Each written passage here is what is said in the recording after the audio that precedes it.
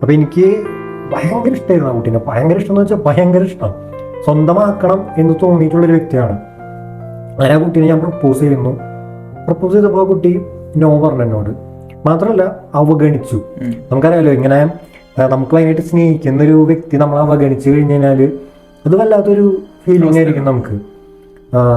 അങ്ങനെ ഇരിക്കെ ഈ വാലന്റൈൻസ് ഡേ അന്ന്, ഫെബ്രുവരി 14 വാലന്റൈൻസ് ഡേ അന്ന് സർപ്രൈസ് ആയിട്ട് അവൾ എന്നെ പ്രപ്പോസ് ചെയ്തു.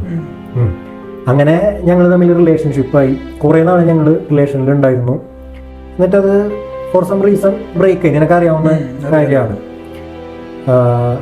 അതിപ്പോൾ ആരുടെ തെറ്റ് എന്നുള്ളത് ഇവിടെ വിഷയം അല്ല. ഇപ്പോൾ എൻ്റെ ഭാഗത്തുനിന്നും മിസ്റ്റേക്ക് സംഭവിച്ചിട്ടുണ്ട്.